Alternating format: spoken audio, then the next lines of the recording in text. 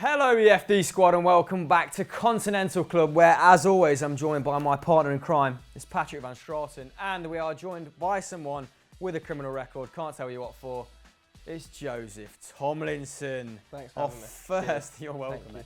Our first subject is Breakout Stars of next season. Ooh. And I believe, PVS, you're going to kick us off. Yeah, I've been going on about him in the office, but I think Dani Ceballos, who's a 20-year-old Spanish midfielder, has been starring at the under-21 Euros or World Cup or whatever tournament it is. Walking past people for fun. 15 million euros he's got a buyout clause for, and so Barcelona, Atleti, Real Madrid are all interested. And basically, this guy's your cut price, Naby Keita. So Naby Keita makes about 5 tackles and interceptions a game. Dani Ceballos is at 4.5. Naby Keita completes 3 dribbles, so does Dani Ceballos. Dani Ceballos hits 5 long balls a game. It's absolutely mental. I didn't quite know. I didn't know his defensive output was that high. He's so good. He does so much in the midfield. He does basically everything you could want somebody to do. And of course he's young, and he's Spanish, so his technique's good. And he can play in a variety of roles, like attacking mid, defensive mid, or as a box-to-box player. And when I look at him, I think Arsenal need a Cazorla replacement in the long term. Liverpool needs somebody who can do everything in midfield. That guy is perfect for it. 15 million euros, and those clubs can offer something which actually Barcelona and Real Madrid can't, which is regular starts, regular minutes. You know, they actually have those minutes to go around, whereas Real Madrid, they're not going to drop Toni Kroos for Dani Ceballos. But anyway, I think that he could be an absolute star this season if he gets the right move. Yeah, I saw him kind of saying though that his head had been completely turned by Madrid, so I think he's going to end up at the Bernabeu. Well, he was panicking, wasn't he? He's been deleting complimentary things he said about Leo Messi on Yeah, Twitter, which worrying suggests that he scenes. might be going to Real Madrid, apparently. I'm going to go for Emre Mor. He didn't get many minutes this season. I think he only got 5 starts in the Bundesliga, which for a player of his standard is ridiculous. He's coming up to 20 years of age now. I wonder whether he needs to move away from Dortmund to get his first team minutes up. Obviously, he's been linked to Liverpool, Southampton, Fenerbahce more recently on loan, which worries me a bit about Fenerbahce. Not sure that's where he should be going. But with Marco Reus made of glass, you look at Goetze, he's got his injury problems and his illness. You've got a big set of wingers in the likes of Dembele, Pulisic, and quite frankly, Schürrle hasn't lit the world alight at Dortmund. No. If I was Emre Mor, I'd be thinking, I've got to be getting more minutes in this team. He's completing 5.3 dribbles per 90. That is madness, considering Ousmane Dembele completes 4.3. It's crazy, crazy numbers.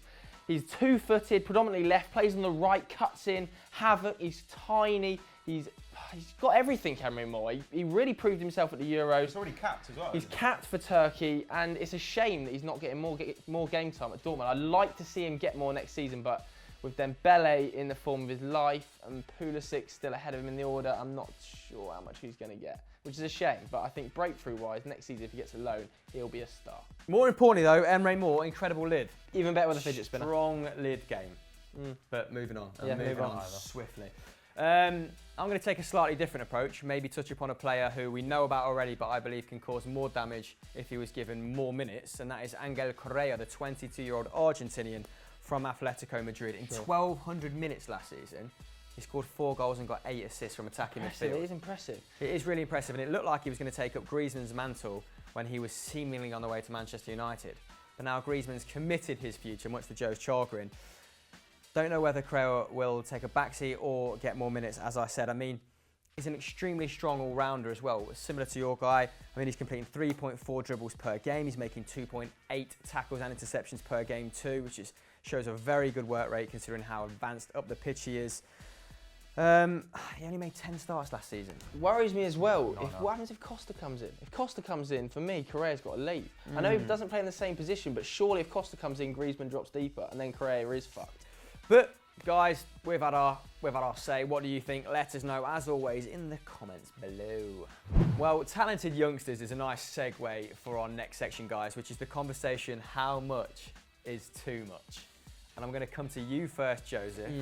Obviously, this has come about, in all likelihood, because of that Mbappe fee, which is now encroaching 130 million.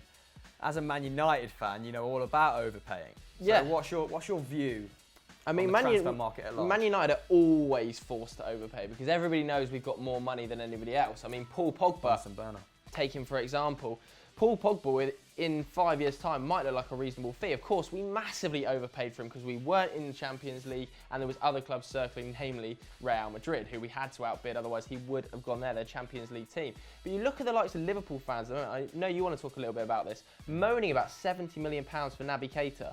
That, for me, is a standard fee in the modern market. Yeah, I agree. Especially the way that China have altered the dimension of the European game. I think in markets where people can go to China and earn 600 grand a week for fun, the European teams have more than enough right to ask for massive budgets and massive wage structures. I don't have a problem with it at all in any regard. I think if somebody wants to take the best young centre mid in the world in Naby Keita, RB Leipzig, he's got a big contract. Why not say, okay, that's £70 million. That's the premium we're going to ask for a Premier League club who can take in hundreds of £1 million in TV revenue that nobody else can across Europe. And the ante's probably been up with him, right? Because RB Leipzig do not need the money Exactly, at all. they don't need the money, so they can ask for a massive premium. Premier League clubs, when they go to a European club and ask for a player, that European club is going to go, you know what, you're Premier League, you've got £100 million You know all about that new Sky Well, deal. That's Yeah. exactly the problem, though, isn't it? Like, there are a bunch of Why journalists, not? I think, like old school journalists, who think that that players have like an objective value. Yeah. This player is worth 40 million. This player is worth 50 million. Whereas actually, the value is determined by the selling club and the buying club. So Bayern Munich 100%. can go and buy, Tolisso for about 35 million pounds. But if Man United went for him, I guarantee that price would have been 10 to 15 higher. And that's just the way it goes. Sometimes you do have to pay more. Like Joe says, if you're out of the Champions League, so Arsenal Exactly. might need to overpay this year. That's just how it is. Exactly. Because they desperately need the players. So what This is a constant whine. Like British journalists are always whinging about money in the game, whereas actually transfer fees are just moving in a way that is commensurate with the growth of the general game. So if 100%. TV deals grow and if revenues grow, then obviously transfer fees are going to grow and wages are going to grow. That is normal. But you also get a lot of whining from journalists around Europe who basically are pissed off that Man United can pay more than Bayern, can pay more than Juve, can pay more than Real Madrid. They seem to be really annoyed about it, and that I don't understand, because actually the huge amount of money in the Premier League, in a strange way, is making life tougher for British clubs in Europe. 100%. In what way? Because they have to devote more resources to domestic competition. Basically, Man United can't go to Everton, Stoke, West Ham anymore and just take their best players like they used to. Bayern Munich and Juve can still take the best players from every single club in those leagues. And it means that they push further ahead of their leagues, domestic competition's easier, and they have an entire league essentially producing players for them. You can't do that in the Premier League, and it means that British clubs are actually falling behind in Europe, but yet they're still whining about it. I mean, I don't give a shit about British clubs in Europe, but I do give a shit about whining that has no basis in reality. Shall we conclude with, you guys don't think that transfer fees are... No, they're growing Or with out the of game. whack. Growing with the game. Yeah. All right, so no reason to be an alarmist. There you have it. Chill. Penultimate topic now then, guys, and it's something that me and Joe sampled recently, is VAR. Obviously hot topic at the Confederations Cup. Pato, what do you think to it as a whole? Well, this is the video assistant referee system. So this basically means that the ref can refer major decisions to a guy watching a TV upstairs who can watch replays of it. I'm obviously in favour of it. I think it's a good thing for those major decisions. At the moment, it's for like red card offences, penalties, that sort of thing. The question is the implementation. Like, the problem we've seen at the Confederations Cup is sometimes the ref goes to VAR and we have literally no idea what decision he's questioning. That was what it was like in the stadium. Well, it's because he's not much. What? Yeah. So did it just completely? All Like, it ruin comes the up, atmosphere of the stadium? all it comes up. Nobody has a clue what's happening. Everybody's just going, "What's going on?" It just says VAR decision pending, and that comes on about a minute after the ref's been talking. I wouldn't to say it ruined players. the atmosphere. It was quite jarring and people were getting a little bit frustrated, but it wasn't communicated to us very well. I Yeah. know you think it should be shown Yes. on the screen, Yes. the incident in hand, which I think is mental. I mean, football fans are emotional enough as it is. I don't think you need to stoke that fire anymore. But I think a text description of what's going on and the way in which the speed in which it's fed in, it could be improved on massively. I think also there's big problems even away from the live, showing it on TV. You've got to hear what the ref's saying. There's Yeah, no I agree. feed to the television. I completely agree. You have to mic up the ref. Every other sport it's in is fed to Yeah. the television. The only problem is if you mic up the ref, you have to have a kind of official language like you do in rugby. So like everyone's got to speak. In domestic leagues that would be fine, but in Europe it would have to be pick one language. Would probably pick English for all the officials to speak in. Plus, I think that then broadcasters would probably want there to be a 5 or 10 second delay on the channel, just because inevitably there's going to be a lot of sweat. They trialled that in football like 10 years ago, and the Yeah. tapes have never seen the light of day. They show all the incidents on the big screen in rugby, so the ref can look at it and make his own Yeah, but decision. rugby's too. never had the same sort of fan trouble that football has It doesn't. had, has it? I personally think that whether it's a text description on screen, if there's two sets, Celtic that's Rangers, too- I think that's and a too much. text description comes up going, who's a Celtic? Scott Brown has been sent off for violent conduct. Very likely. It makes no difference. No, but it wouldn't be that. Whether it'd, on- be, it'd be something like whereas- offside decision review or whatever, and that just so that you know they're discussing. But the thing was, we didn't know who'd been sent off in the VAR.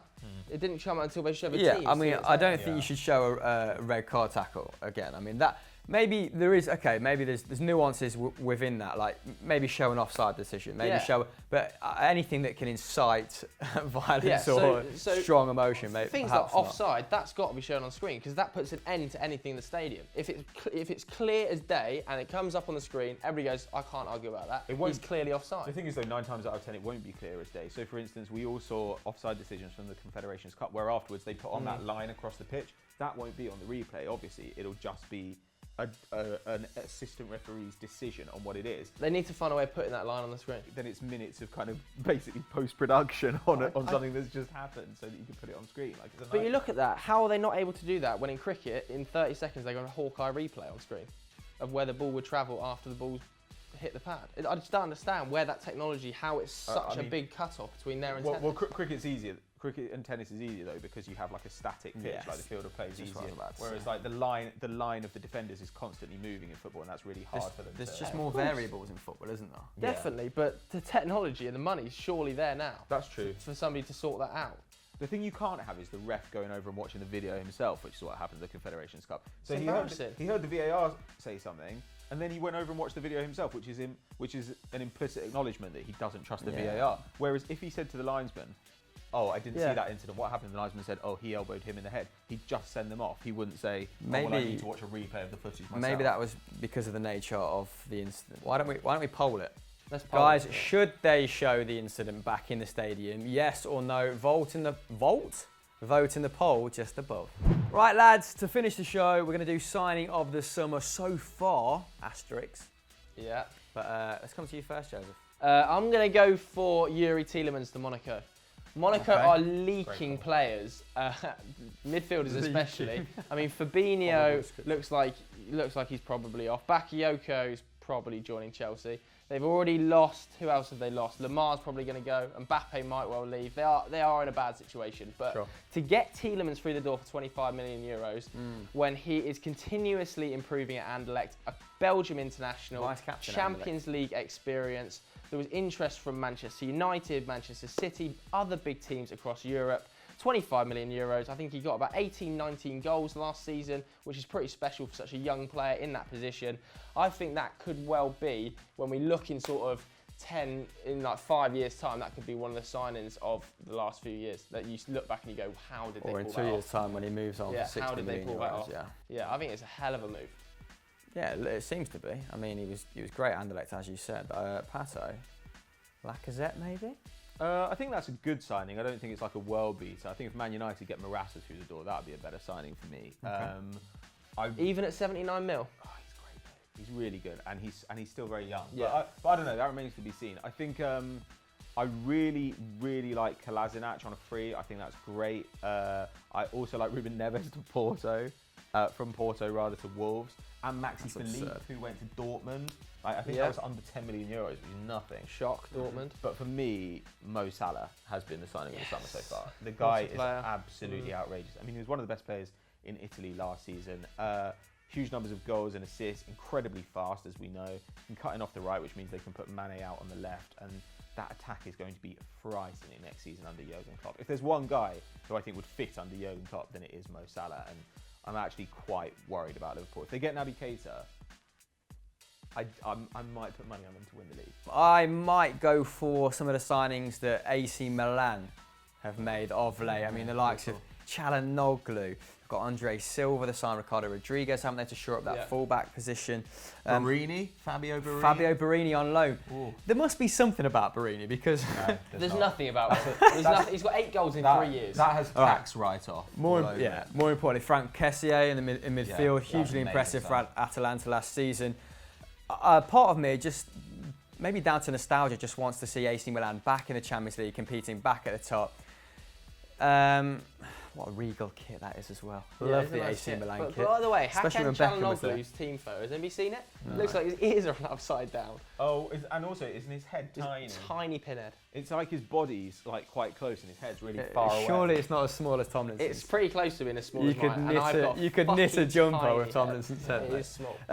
Yeah, but I mean, the players they've added, that midfield, all of a sudden they've got a lot of options there, haven't they? Bonaventura's had a good season last season. Yeah. Suso's been linked with Roma and Napoli. Yeah, the young Locatelli holding things together at centre mid.